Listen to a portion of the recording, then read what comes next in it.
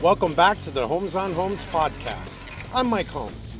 I started this podcast to keep educating people on how to make it right, just like I've been doing for over 20 years on television. Here, you'll find raw, unscripted conversations with experts on building healthy homes, choosing quality products, safety at home, and more. Let's get started.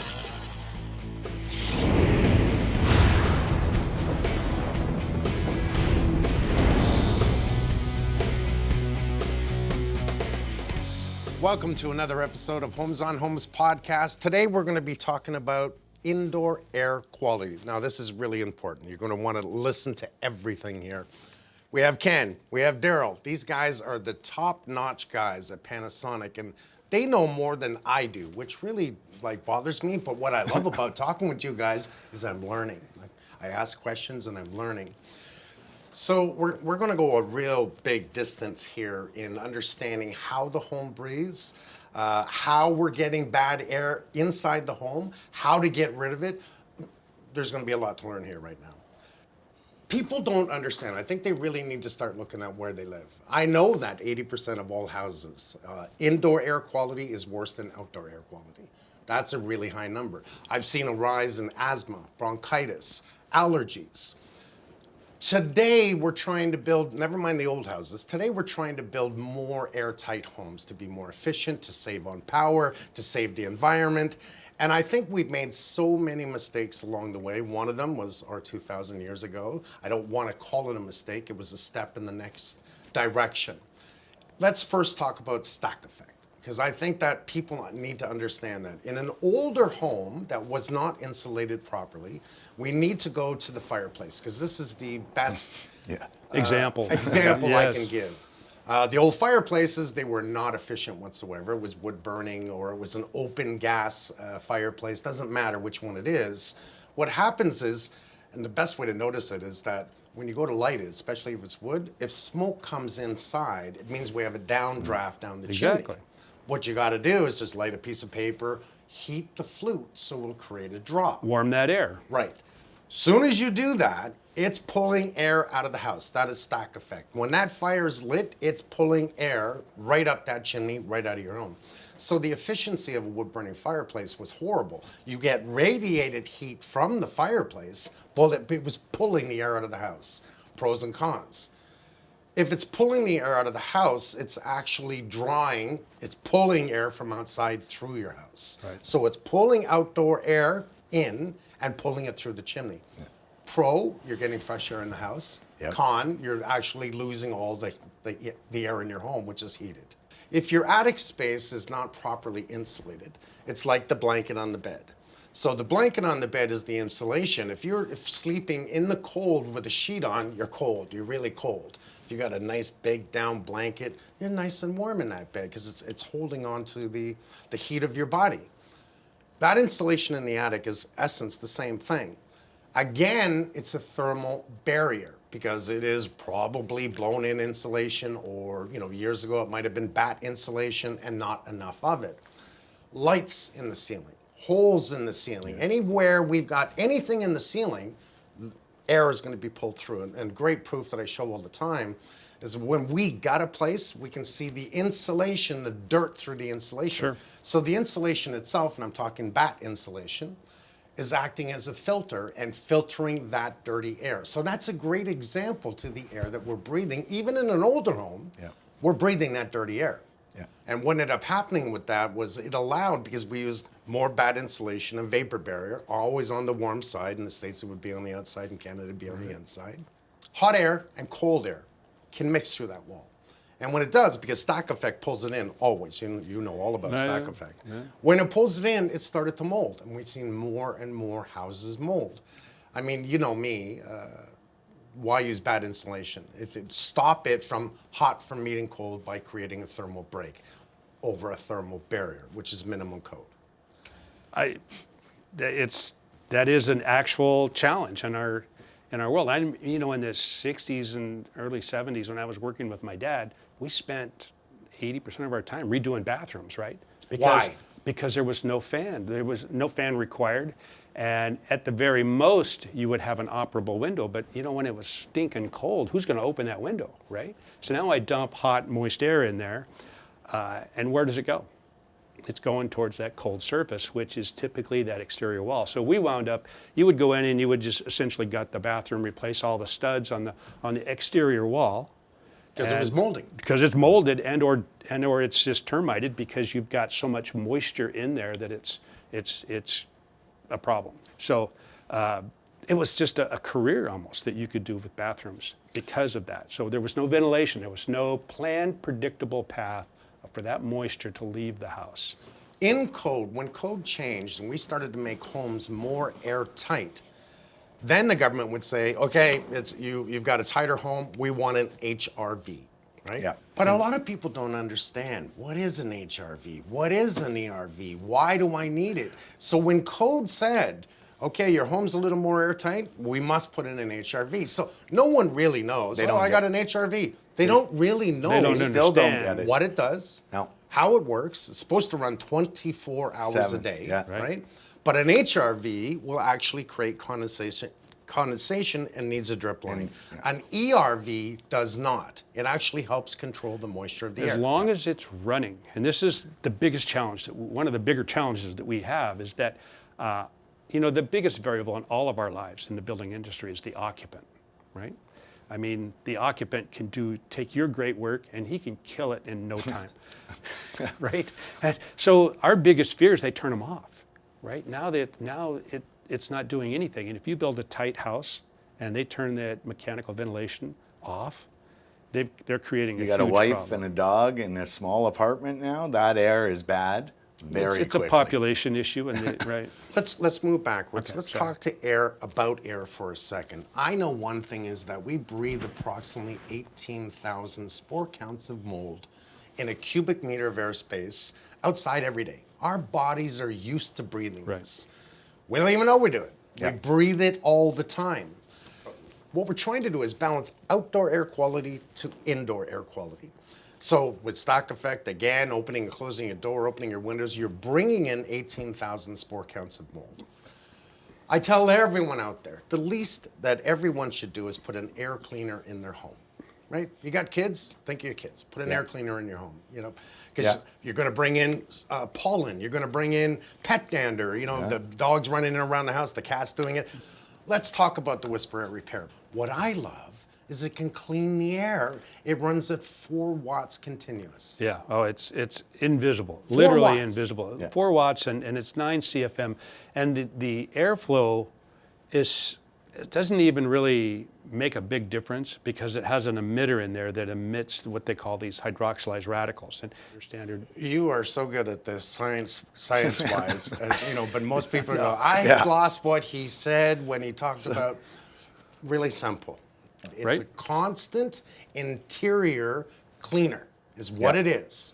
It will pull the smells off your body, off the carpet, from cooking. Yeah. It will constantly do this, and it's only 4 watts of power. It And is we can hear absolutely the science. remarkable. It's absolutely remarkable. And I will say, though, it's not a light switch. You can't just flick it on or spray it into the air and it's going to smell funny, right? It's not a perfume or anything like that. You set it up, you put it on overnight. When you get up in the morning, you'll notice the difference. Every morning? Should be running. Every morning. You will notice a My difference. thermostat says clean air. Yeah. Well, one of the tough parts of it is how you need a tangible, typically. What's the tangible? Can you see that it's eliminating some mold? Can you see that it's eliminating some? You can't see that. It's not tangible that you can. So how do you know? The biggest thing is odor. So when you know when it's working, like if you have a cat litter room or something, and you are doubting the technology or something, if you put one unit in that room, you're going to notice the knockdown of Significant difference. significant knockdown of that odor. Well, and one of the things, too, how do you describe what it feels? I always say, and someone said this to me, if you stand beside a waterfall, like, that kind of that fresh. Oh, you're gonna get wet. That's what you get, but that fresh smell, like that air. Salt water does the same Yeah, thing. like that's the only way I can describe it. But it's tough because a lot of these are not tangibles, right? I kid you not. I put him where my dog sleeps. Yeah. You should put them everywhere. Yeah. Each whisper Trust me, I repair have does my about dog two- sleeps everywhere. So you Right, but first of all, each one does about 250 square feet of air cleaning, right? yeah, it depends on the air change in that room. You know, there's a lot of things that can depend on, but literally in a room like this, I could live with one of them. Yeah. Because remember, it's diffusing and it's running 24/7. It's not like I'm going So to. there should be one in at least every room. Every space, yeah, every open space should have a I have very 4 minimum. in my living room, dining room, Yeah. kitchen. Yeah. I have 4 because I want it. I want it done right. I want it, and I got to tell you, it works. So let's just move back here. What do people normally do when they have odors? Spray. Yeah. Exactly. Light a candle. Yeah. Ugh. More I tell VOCs. I tell everyone, don't light a candle. No, candles are bad. They're bad. They are so bad to light in your home because now you're not only burning off the oxygen with a single candle, you're letting in what comes out of that black stuff that comes off the flame? Carbon. Soot, Yeah. Carbon and soot. carbon. Do you know how many people? You're probably one of them that light a candle every day Yeah. in your home. I can't tell you. It's also So dangerous. one of You the burn the house down. It's the #1 leading cause of fires. yeah. And Bleach is another company that is not going to like me because you should never use bleach inside your home. Can you tell me why? I know that you're going to breathe in the vapors. It's really not good for you. It absorbs in your skin, and you've learned from your mom to bleach the bathroom or kitchen. Then it's clean. Right. It- Do not use bleach, Well, think in terms of it kills bacteria, it kills viruses, it kills everything, including right? you. Including it can be problematic, especially if you're COPD or if you have any sort of breathing issues. So this is just yet again something else that we put in the air that is our fault. We're the variable. From candles to sprays, what is in the air? Right. A crap load of There's stuff. a pile of stuff. Well, and I think people have realized that now because of COVID. People had to stay in their houses for Well, a year, and and- they got to feel what that. Because most busy lives before that, people are in and out. People are there at different times. Really, it's only when you're sleeping that the whole household was kind of there for a couple hours before and there. When you had to stay in there all day, you noticed the difference of that indoor air quality. People always thought they were sick. Yeah. I think I've got a cold. Yeah. But they're not realizing that their own air inside their home wasn't making them sick. It was giving them. There's asthmas and allergies. It's a response, right? Right. The body's responding. Right. And the body's an amazing thing. I mean, And if you look at the carpet example, so if you look at when someone's been affected by allergies, especially if it's their kids, what's the first thing they do? Spend tens of thousands of dollars to pull that carpet, to put hardwood floor in, to try to get rid of these contaminants that they think are contributing to it. And if you look in the beginning, if you just address the indoor air quality and the air purification, you'll eliminate a lot of these needs. we right? certainly want to look at source management first, right? And this is a funny story, but I went to a house, these people were having allergy issues for their kids, right? Lady says, yeah, my kids have allergies to the cat. And I'm like, oh, okay. And I'm walking through the house and I'm like, well, you got a cat box in the bathroom. If your kids have allergies to the cat, under source management, the first thing you would do is put that cat somewhere else outside, for example. Oh no, the cat's part of the family. So, we again, as humans, we don't always make the best decisions, but source management Well said. is always the start of everything. And we talk about potential pollutants. I mean, if you have an attached garage, the code didn't used to require a closable hinge on the attached garage. Well, in my attached garage, I have 3 cars. I have probably a gallon of diesel fuel. I have a gallon of gasoline. I have herbicides, pesticides, fertilizers. I mean, All the bad stuff. depends on who you're talking to because my wife's garden is beautiful. But they're all in the garage. All that support stuff is. And think of stack effect again. You open the door, it's all open that coming door, in. all that draws into the house. Correct. And let's talk about that for a sec. How exactly is that happening? You open up a door, and I guess the best way to say this is if you create a negative air effect inside your home, as soon as you open a door, it wants to pull. It's breathing. It's pulling it in. Yeah. And it pulls.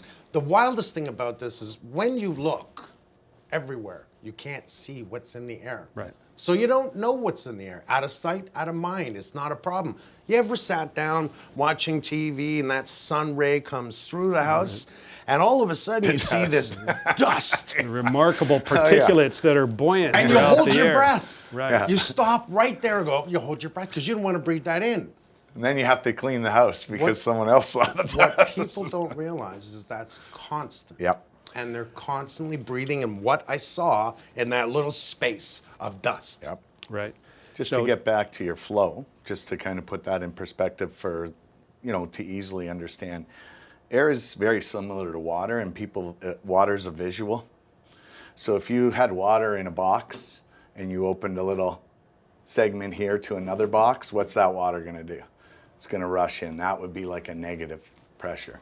Same with turbulence. When you hear airflow, that's, if you see a stream with no rocks, it looks very peaceful. You don't hear anything. If you see rocks in the stream, what do you hear? You hear a sound. You hear a sound.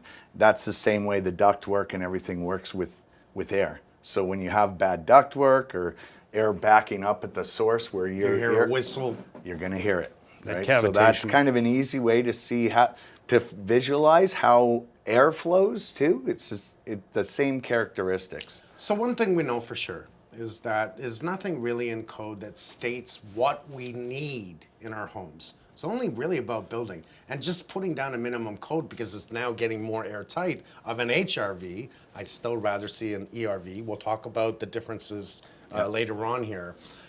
On top of the crap that you'll see when the sun comes through your Yep. window, we also have radon gases. We also have, what are other gases we have? Well, there's In carpet, in furniture. All the VOCs. phthalates, VOCs, right? in perfume, in cologne. Yeah. It's in everything. And the more we're making the home airtight, we're now really causing our own demise by breathing. We're adding more and breathing it in constantly. Yeah. We don't have that ventilation, the natural ventilation. We have two types of ventilation that we address, right? Natural ventilation, which is the holes in the wall, which are problematic in a climate zone like we have here, where I have cold air outside, warm air inside. Natural ventilation is not necessarily our friend. And then we have mechanical ventilation. And I always talk about mechanical ventilation is like you want every one of your projects, you want it to be predictable and uneventful, right? We don't want surprises. I just want it to work quietly in the background. I don't have to, turn any switches on or off or anything like that. It just works. With natural ventilation, and I was at a mold event and they were going, here's a solution. Every week you should do what they call they called it a wash, where you go through and open every window in your house. And then wait 5 minutes and then you go close every window. And that So you're wash, exchanging air. that's your air exchange. And I'm like, because again, air only moves if there's a pressure difference. So if it's 70 degrees inside, 70 degrees outside, It's not good. there's no movement. There's no movement, right? And when there's you get no to those- real, there's no cleaning here. No. It's only moving the air. And you get the people that say, just open a window, right? When you try to explain the technology. In today's envelopes, especially when you're living in multifamily, the hall might be pressurized. If you don't have a flow-through window, you open one window, if it's balanced, nothing's going to happen. Right. You're not going to bring fresh air in. Logical. Again, people don't know this. I mean, Right. they don't really, should they know it? Well, that's why they watch podcasts like this, so they do learn something And from that's, it. honestly, this is, podcasts like this are probably the best thing that's ever happened as far as knowledge base in our world in the last 20 years, right? I love doing these and getting more information out there because indoor air quality is a simple solution. It really is. It really is. It's just predictable, uneventful air change, right? Let's start with the bathroom. I remember being, I guess I was in my 20s, and all of a sudden a new code came out. You're redoing the bathroom. You have to install an exhaust fan.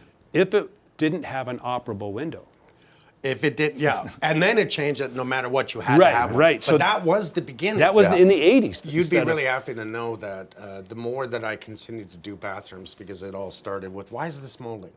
And I started to find out why it's molding. And there's got to be a better exhaust fan. I started using Panasonic fans years and years ago. Why did I do that? They were more money.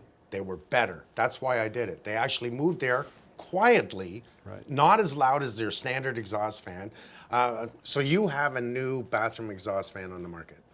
I love that you guys keep coming up with new and innovative stuff. How is it going to be better for me? It's just taking our Whisper Green Select and we're taking it to the next level. We're taking the efficiencies up with it. We've added some new lighting features. It's a slick model. We've had a lot of feedback from architects on the lighting side of it. So, I mean, we brought one for you so you can This take a has look. a full LED. Full LED light on it, and then it has all of our features that Whisper Green Select had before, as we were talking about automation, taking the occupant out, walk into the room, it's going to come on. You've got your humidity built in, you've got your timers built in, so you can basically take those occupants right out. It's going to do what it needs to do. What's nice with this too is we're looking at bringing in a Wi-Fi module that's compatible with this one now too, so you can get into syncing all your products in your house. So if we were talking about a supply strategy and you were bringing in supply air and ventilating, they can talk to each other. Oh, So no way. yeah, so if that one's going to be doing 80, that'll tell that to vent 80, and we've got that continuous balance. No way. Now you're telling me that the ERV, all the fans of Whisper, all of them can work together. Yes. Because they're talking to each, they're not talking to us and me. We don't need to talk to them. Yeah. That is incredible. And that's as simple as if Yeah. I have a fan that can run at 10% 24 hours a day and it's using almost no power, Yeah. I'm constantly moving air and I don't hear it. When they're DC, they're not consuming power. And you right? come in and then it senses you and Yeah. it kicks right up slowly. It comes on full like that. Do it so it's automatic, not Right. that we got to flick a switch or set a timer. Yeah. Well, again, my daughters, when they were growing up, they would go in and whatever the state that fan was on when they went to the bathroom was the state it was on when they left. So they would shower, fill that thing with moisture, fill that whole bathroom with moisture, sit there for 20 minutes with the hairdryer drying off the mirror so they could dry their hair, when in reality all they do is turn the fan on. Right. So we have to rely on the occupant. So let me tell you, I have no more fans in my house that require a wall switch. They're all automated control based on moisture, because moisture is my issue in my house. I don't want moisture in my house to find cold spots or whatever. And I live in a house that was built some 20-some years ago. It's not perfect, but it's my house. And there are things I can do that are really inexpensive that protects all of that, right? It's important. Whisper Green Select. Look it up. You're going to love this. Thanks, guys. This was awesome. Thank you.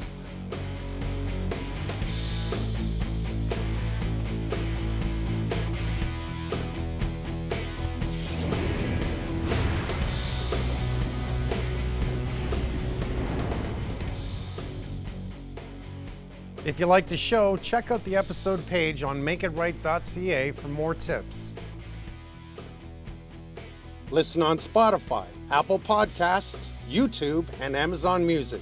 Subscribe so you don't miss an episode.